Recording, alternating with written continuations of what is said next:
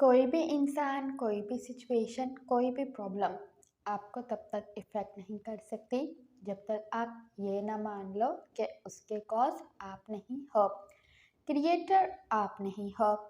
किसी भी मसले के आप पर असर कर देने के लिए ये ज़रूरी है कि उस मसले के बनाने वाले आप ना हो, क्योंकि आप उन प्रॉब्लम्स को, उन सिचुएशंस को, उन बैरियर्स को इजीली हैंडल कर सकते हो जिसके कॉज आप हैं, मतलब बनाने वाले आप हैं।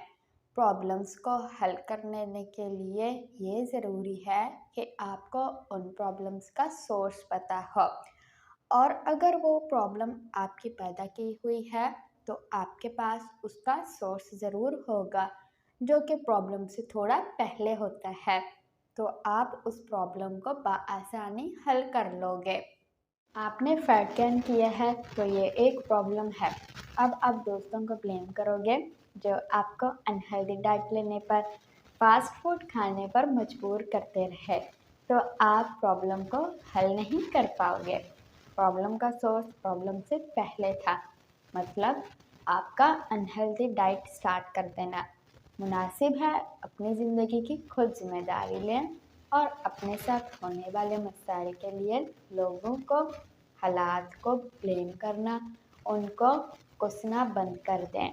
जब आप किसी को ब्लेम करते हो तब आप इस बात को तस्लीम कर लेते हो कि इस प्रॉब्लम के क्रिएटर आप नहीं हो, और यूँ आप उस प्रॉब्लम को हल भी नहीं कर पाते, क्योंकि आप उन्हीं प्रॉब्लम्स को हल कर सकते हो जो आपकी बनाई हुई हैं।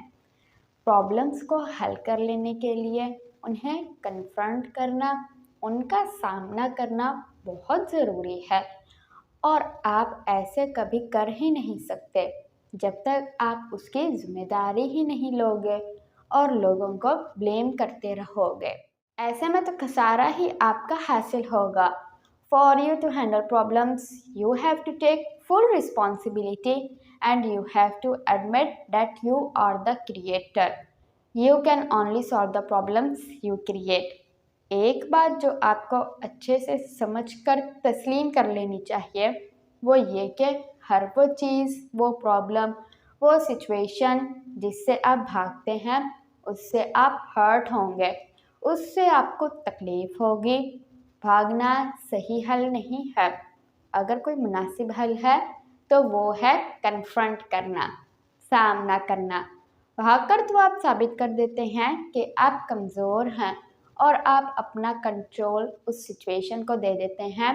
वो सिचुएशन कॉज बन जाती है और आप इफ़ेक्ट बन जाते हैं।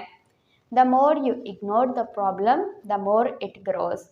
Work for permanent solutions. आपका बनाने वाला हमेशा आपकी हिफाजत फरमाए।